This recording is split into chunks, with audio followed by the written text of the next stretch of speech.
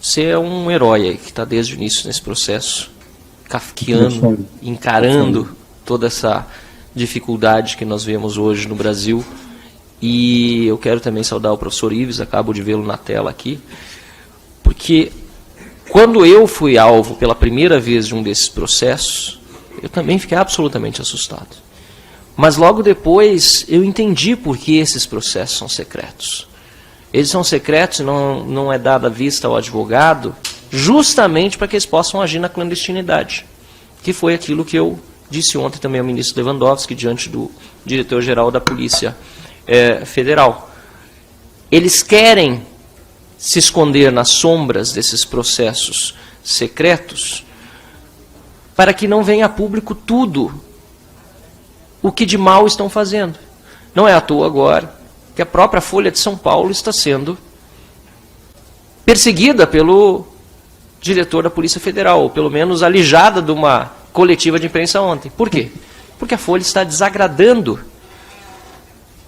ao regime, publicando os furos dos relatórios da Polícia Federal, que são muitos, qual queijo suíço, e também publicou todas aquelas matérias mostrando como funciona a engrenagem por trás de Alexandre de Moraes, e agora também de Flávio Dino e de outros ministros que estão presidindo inquéritos, e como esses que eu chamei de capangas estão auxiliando nessa perseguição política.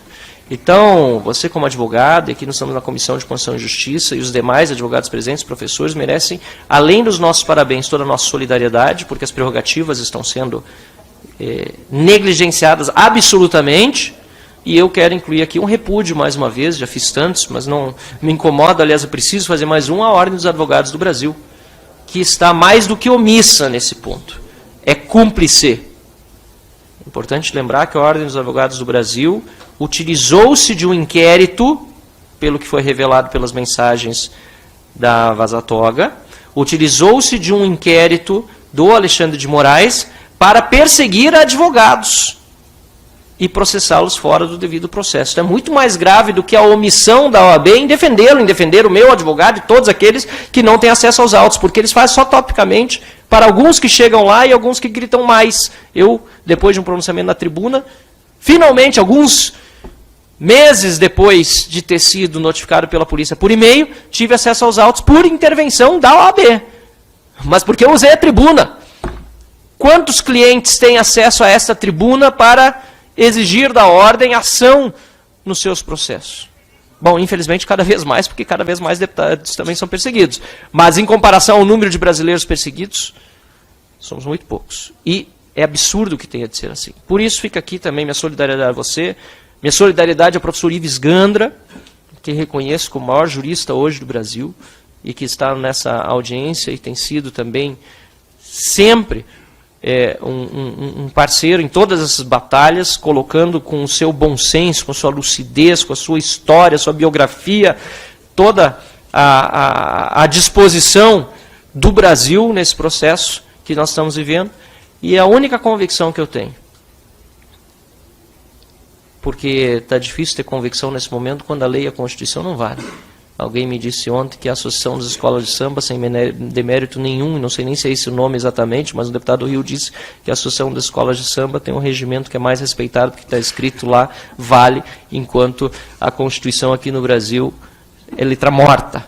Mas a única convicção que eu tenho nesse momento é que nós vamos superar isso, porque os erros que estão cometendo são tantos, os absurdos se assomam, a exemplo das novas manifestações do delegado Andrei, que eu disse ontem que eu achava que ele não tinha condição de ser chefe da Polícia Federal no Brasil, diretor-geral. Agora eu tenho convicção que ele não tem condição nem de ser delegado da Polícia Federal pelas manifestações que tem feito. Ele tem insistido na tese de que a imunidade não é absoluta, e quem vai perder essa batalha, eu não tenho dúvida, são os abusadores, porque a Câmara dos Deputados, que representa o povo brasileiro, o Senado da República, que representa os estados, já se levantou e vai defender até o fim essas prerrogativas, eu tenho convicção disso. Atrasada, a instituição está, mas felizmente, a deputada Júlia Zanatti, seu trabalho aqui tem sido espetacular nesse sentido, o deputado Marco Feliciano, que está aqui conosco aqui também, água mole em pedra dura, tanto bate até que fura, e furou. Furou, e a partir de agora, nós vamos recuperar o terreno perdido, essa convicção eu tenho. Muito obrigado a todos, e desculpe ter de me ausentar, e mais uma vez obrigado pela possibilidade de apartear esse brilhante professor, advogado e orador. Muito obrigado. Obrigada pela sua presença. Júlia, Oi, pode falar. Eu preciso me retirar, eu tenho um médico marcado, já tinha prevenido que sairia às 11 horas. Eu queria cumprimentar o deputado Marcel, queridíssimo amigo, lutador, um desses gaúchos. Eu fui presidente do Partido Libertador de 1962, 64, fundado no Rio Grande do Sul, era o único partido parlamentarista do Brasil. Fui presidente aqui em São Paulo, fiz política até o ato institucional número 2, quando deixei de fazer política, quando distinguir os partidos e o meu partido. Mas queria cumprimentar o deputado Marcel, Marcílio, Eugênio, Martins, o Marcinho foi muito bem falando, está falando muito bem, o Eugênio eu não vou poder assistir, mas essa audiência pública é extremamente importante. Não é uma audiência, é uma audiência para discutir ideias. E acho que efetivamente é importante o Congresso Nacional defender suas prerrogativas e defender seus parlamentares, porque o deputado Marcel, pelo artigo 53, como foi discutido na Constituição, como veio de uma emenda número 35, creio eu, e a forma como foi discutida foi interessante. Eu queria que o deputado Marcel se lembrasse disso. Quando o ex-ministro Barinha Abiato, no Senado, estava relatando a emenda que deu a inviolabilidade por qualquer manifestação, portanto, não abrindo nenhuma exceção, a orientação inicial, me disse o deputado Batóquio, que foi meu companheiro de conselho da Ordem dos Advogados, e ele chegou ao ministro e disse: meu caro deputado, ele chamava de ministro, se colocar com a sua redação, que será inviolável só no exercício das suas funções, nós podemos sempre discutir. Se um deputado estiver conversando com o seu eleitor, se ele estaria ou não no exercício da função. E o que se decidiu naquela ocasião?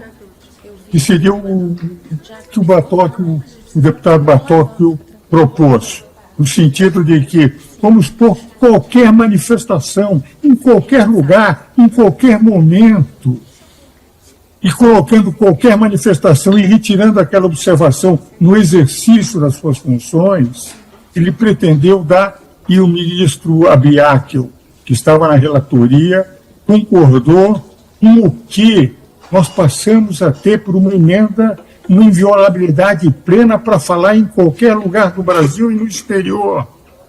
Porque qualquer manifestação, sem qualquer exceção, foi colocada no artigo 53. Por isso, as manifestações dos deputados não podem ser examinados fora, nem ser condenados, porque eles representam o povo. Cada deputado está representando 10 mil, 20 mil, 100 mil eleitores. O que vale dizer, não é um deputado que é preso, são presos todos os deputados que têm essa manifestação. Eu discordo de muitas das manifestações, por exemplo, do deputado Daniel Silveira, concordo com as ideias do meu caro Marcel, talvez os nossos estilos sejam diferentes, que eu nunca ataco pessoas, eu ataco ideias, mas de qualquer forma, ele representa o povo, e a partir do artigo 53, não houve nenhuma exceção, e foi colocado isso nos debates para análise dessa emenda constitucional. E foi o deputado Batóquio, ex-presidente do Conselho Federal da Ordem, que foi meu companheiro de conselho na década de 80, aqui em São Paulo, que fez a proposta, e nós discutimos isso num programa de televisão que eu tenho até hoje, denominado Anatomia do Poder, na Rede Vida, há 12 anos e meio. Num dos programas nós discutimos esta emenda, este artigo 53 da liberdade de expressão. Por isso eu queria me retirar, cumprimentar o eminente deputado Marcel, todos os demais deputados presentes, e até os oradores que aqui estão também. Com todo o respeito que sempre tive, amigo que sou da maior parte dos ministros da Suprema Corte, mas divirjo um velho professor, muito mais velho do que ele, e muitas das orientações dado nesse momento. Prefiro interpretar a Constituição como eu vi nos debates constituintes, respeitando a maneira deles de decidirem, mas, evidentemente, me dando o direito de, como professor, divergir dessas manifestações. Muito obrigado, deputado. Estou me retirando, meus caros eminentes oradores, N. Marcília, ao Marcília, que já estava admirando muito as suas exposições, mas ao deputado, ao professor Hélio, eu, infelizmente, estarei, mas poderei ver mais tarde pelo YouTube. Um grande abraço a todos. Gostaria de deixar claro que as opiniões e informações apresentadas aqui são de responsabilidade exclusiva de seus autores. Como criador deste conteúdo, não me responsabilizo por consequências. Pesquise e busque orientação profissional antes de decisões significativas.